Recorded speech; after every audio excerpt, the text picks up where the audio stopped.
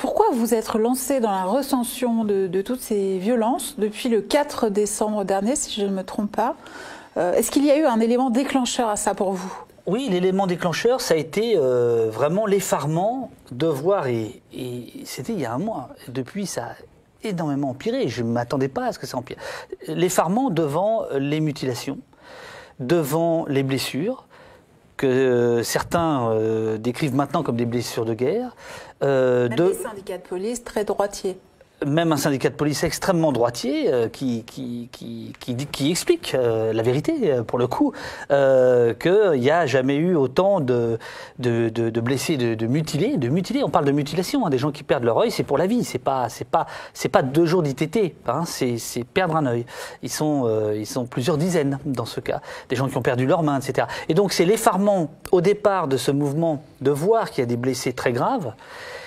Et quand j'en suis au 4e signalement, je me dis ça va s'arrêter au bout du 20e, ou même avant. Et là, j'en suis à 246. Vous avez dit, je signale toutes les... Non, je signale toutes les violences policières qui sont filmées. Il y a évidemment toutes celles qui ne sont pas filmées. Mais ça, Alors, on dénombre déjà 11 morts depuis le début du mouvement, même si une seule de ces victimes est morte de façon accidentelle au cours d'une manifestation. Il s'agissait de cette personne âgée qui fermait ses volets à Marseille. Mais on dénombre surtout près de 2000 blessés maintenant, dont certaines mutilations très graves, vous venez de le dire. Et près de 45 plaintes ont déjà été déposées auprès de l'IGPN. C'est du jamais vu dans un mouvement social, hein, je ne sais pas, à quand il faut remonter, hein, peut-être mai 68 ou même avant, je ne sais pas, vous allez nous le dire. Avant. Qu'on avait déjà vu pendant la loi travail, mais qu'on voit maintenant de manière massive, c'est une police totalement déchaînée.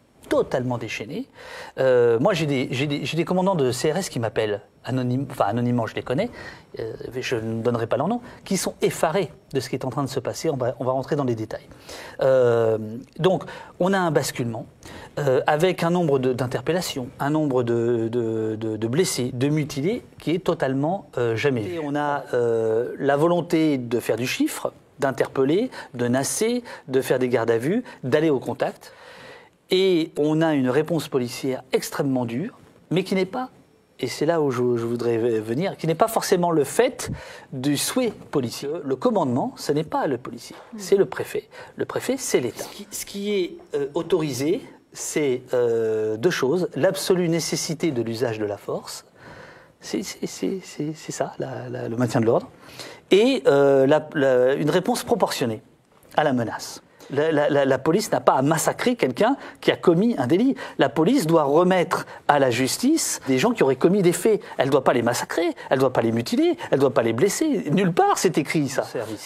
L'arme de service, dans l'arsenal, si vous voulez, des possibilités, c'est la dernière possibilité. C'est l'arme nucléaire. C'est vraiment, il n'y a rien après ça. Bon. Donc là, on voit ce policier qui sort son arme de service. Qu'il ait eu peur, ça se comprend. Mais il doit être formé à être au-delà de sa peur, à aller au-delà de sa peur.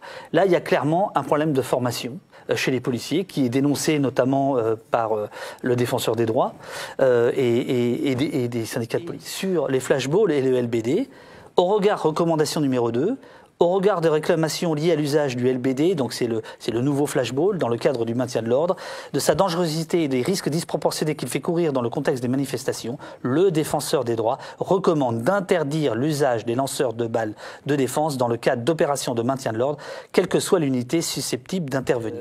Les tirs de flashball, de LBD, etc., sont le fait, bien souvent, de ce qu'on appelle la sécurité publique, c'est-à-dire des gens de commissariat à qui on dit le samedi, tu vas faire du maintien de l'ordre, des gens de la BRI, des gens de la BAC, dont certains CRS me disent qu'ils sont en guerre,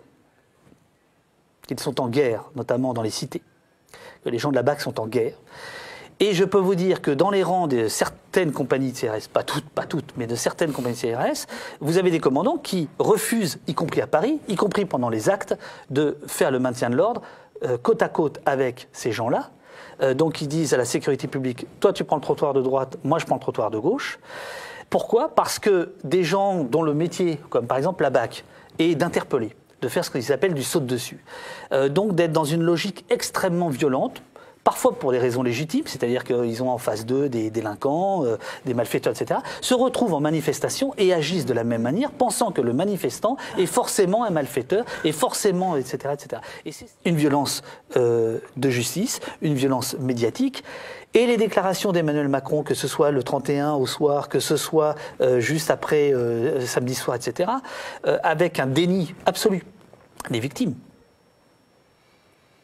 Des victimes des violences policières. Il n'y a aucun... Une disparition, une évacuation totale du paysage de leur existence. Ouais. Ça n'existe, ces victimes n'existent pas. Or, des ONG, comme Amnesty International, font des alertes, qui ne sont d'ailleurs assez peu reprises par la plupart des médias. Vous avez le défenseur des droits qui ne cesse de faire des communiqués. Je veux dire, vous avez quantité de gens qui sont a priori audibles, on va dire, qui ne sont pas écoutés. Ces interpellations, notamment avant les manifestations, là aussi le défenseur des droits, dans une de ses recommandations, je crois que c'est la numéro 5 et la numéro 4, en fait la 4 et la 5, s'alarment de ces contrôles d'identité, de ces fouilles, de ces arrestations dites préventives, parce qu'en fait elles sont en dehors du droit, on va dire.